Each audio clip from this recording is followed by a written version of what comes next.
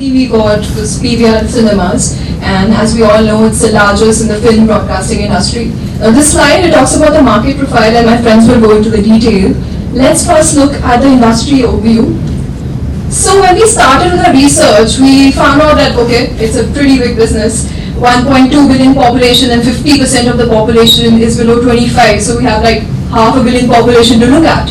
And also, movie going is a top entertainment option to add to it. Disposable income has been rising, and over 1,000 films are produced every year, which is the largest in the world. But when we actually went into figures, we found out that the Indian box office collection is one of the lowest in the world.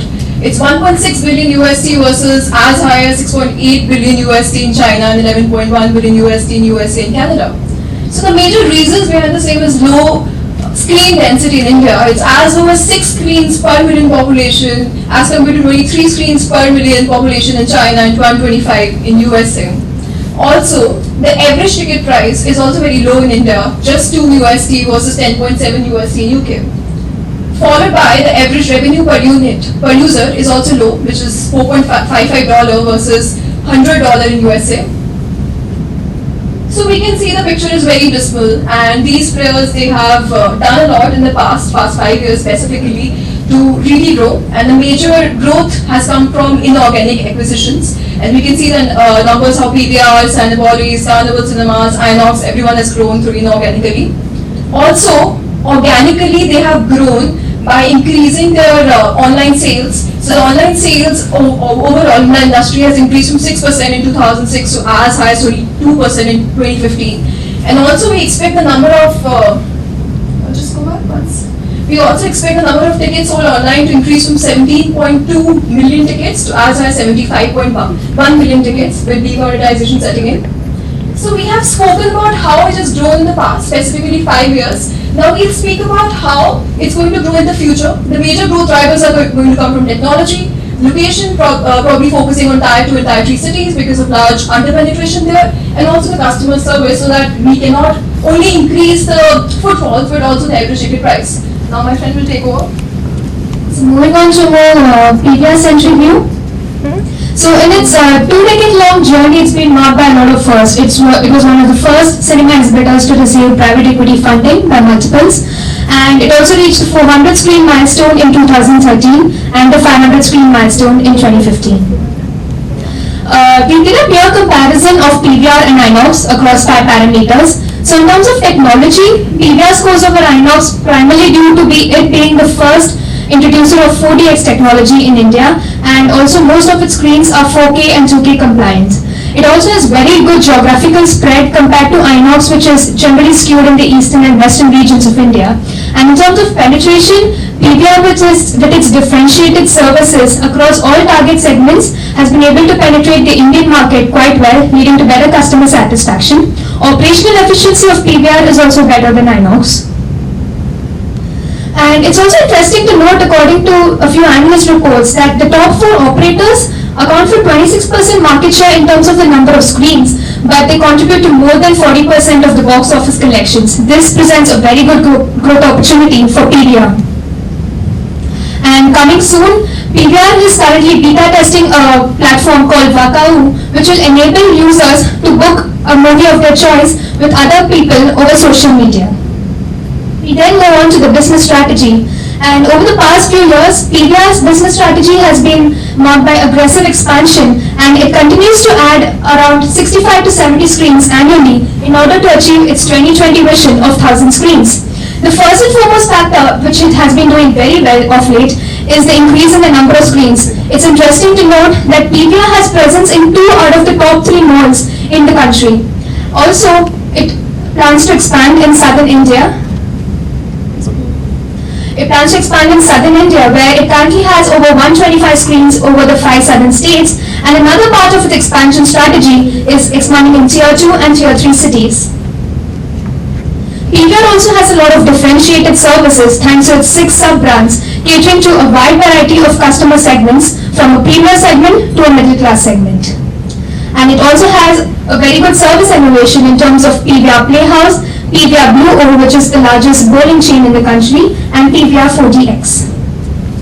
Coming to the company financials, PVR has grown its revenues at a rate of 37.84% CAGR in the last 5 years, and we expect it to grow at a rate of 32.1% in the coming 5 years. And the target number of screens as in the company annual reports have been 1,000 by financial year 2020, and our estimation was 850 by 21.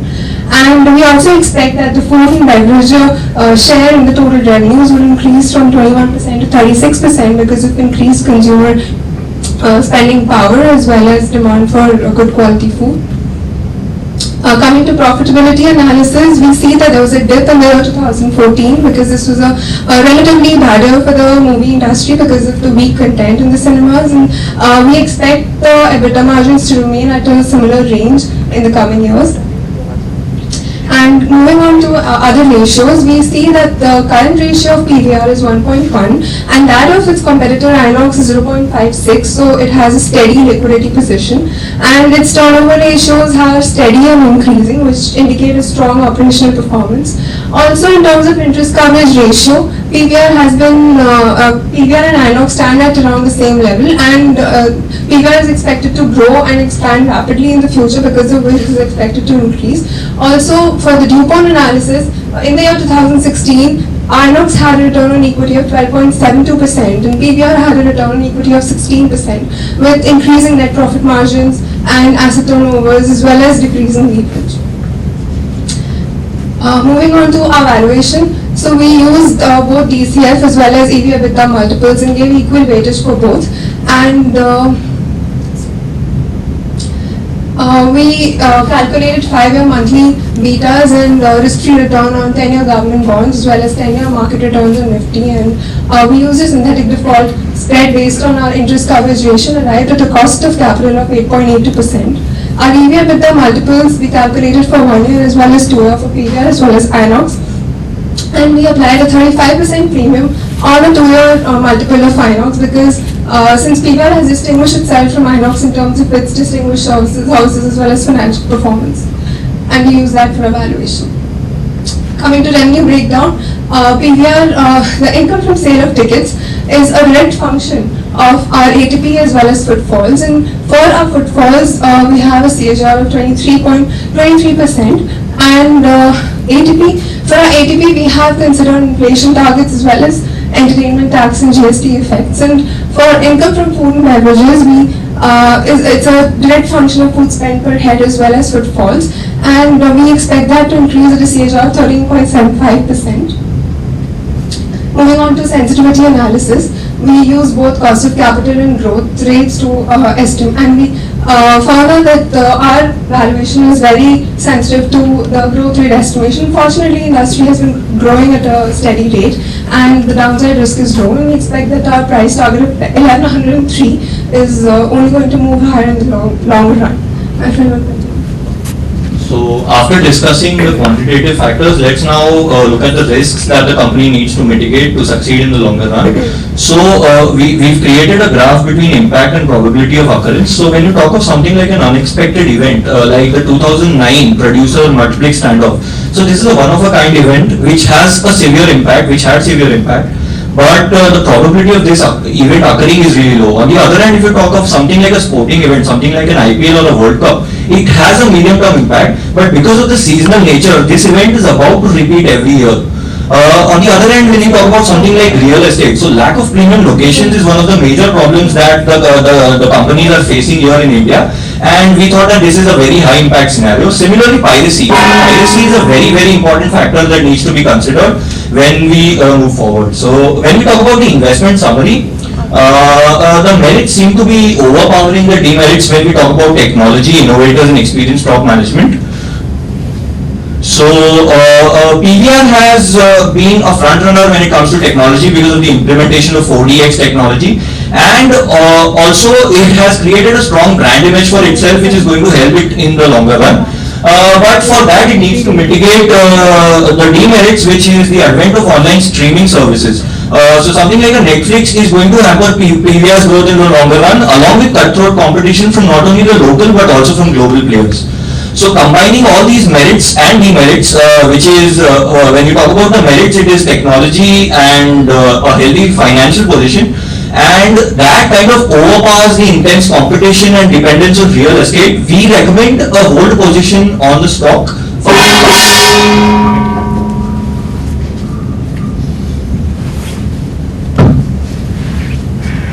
there was a slide on average ticket price in India versus rest of the world, right? $2 versus 8, 10 or 12 or something. So should you be looking just at average ticket price, or should you also be looking at per capita income and then seeing whether it makes sense in India or not?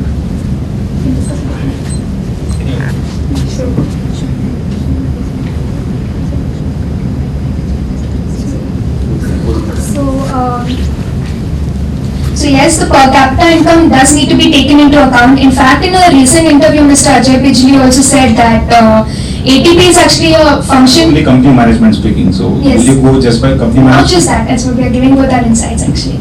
And we do agree with the fact that ATP is a function of even your content pipeline, as well as the season in which those movies are released, as well as the per capita income of the population needs to be taken into account.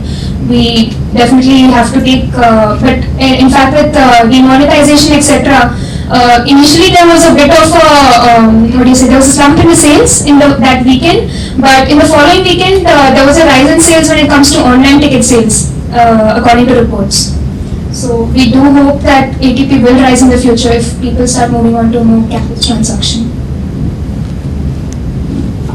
Now, content is a major driver in this business model, and you had a dip in 2014. What is the company doing to mitigate that risk?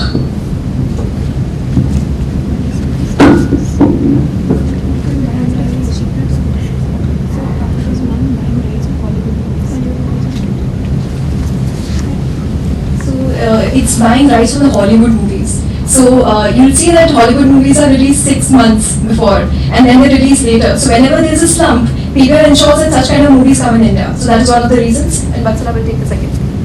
And also, PVR is not only dependent on its movie business, it also has differentiated services like Playhouse and Luo. So it can capitalize on that also. In your valuation, you've taken weighted average cost of capital of what, close to 9, 8.82. I think at 8.82 WACC, I think every business in India will turn a buy, right? So why such an aggressive cost of capital?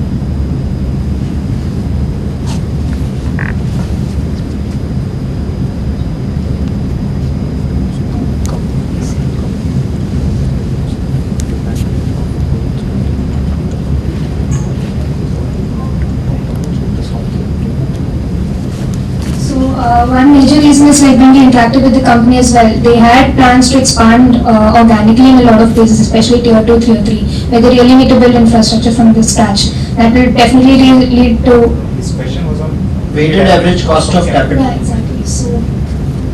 So investors' expectation is such that, you know, they should expand in the future, and that will definitely That place has it. nothing to do with weighted average cost, right? This is your valuation. You've taken cost of capital as 9%, which is inflating, your returns for the stock.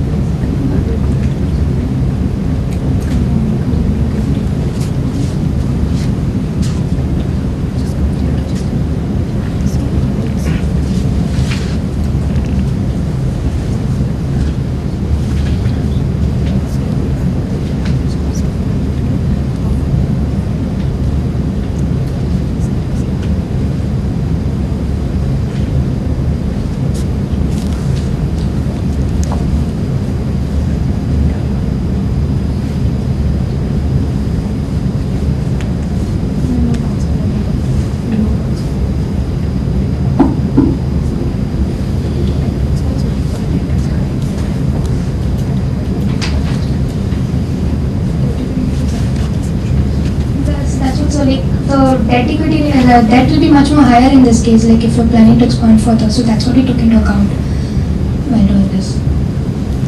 So does your balance sheet show that? higher debt going ahead? Yes. Yes, it does. The debt equity going up. Equity is, the ratio as such is not going up, but the debt is going up. So as the balance sheet is going to grow, the balance sheet total is going to grow, the debt component, debt equity will remain constant. The debt component is going to grow. Debt equity is remaining constant, then how will With increasing returns also, our equity component is also growing. And so along with our expansions, the debt component is also growing. So tentatively, they're going to increase, it is slightly decreasing now.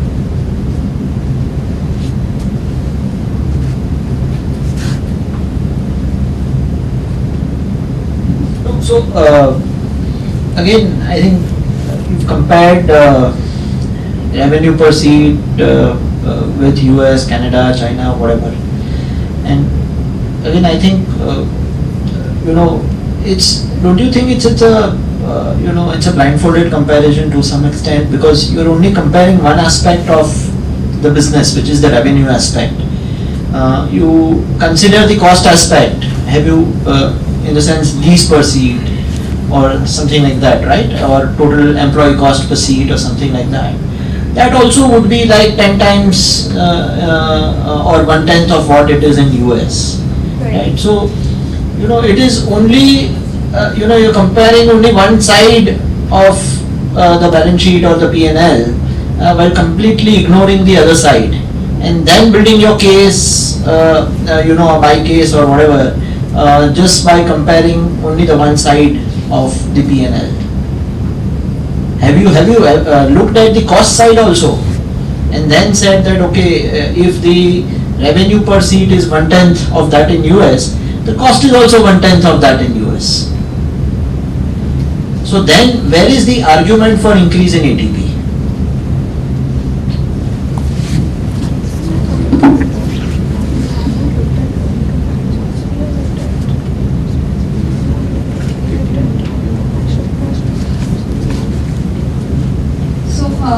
Basically, one thing is that we were able to get global statistics only on these parameters. That was one of the biggest constraints. Although we did wish to look at certain other parameters as well. Like, for example, we wish to look at what is the ratio of a multiplex to produce revenue sharing, etc. But unfortunately, we couldn't look into those aspects. Although we feel that was one of the drivers into our decision.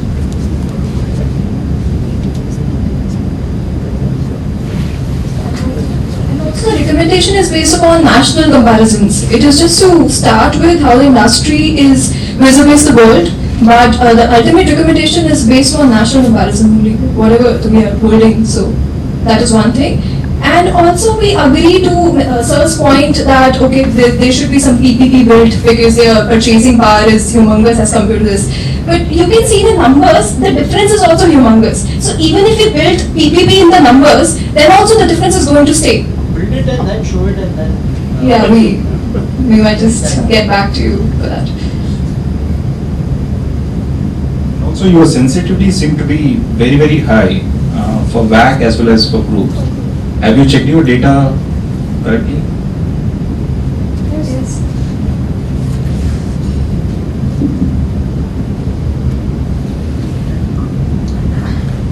Thank you. Thank you.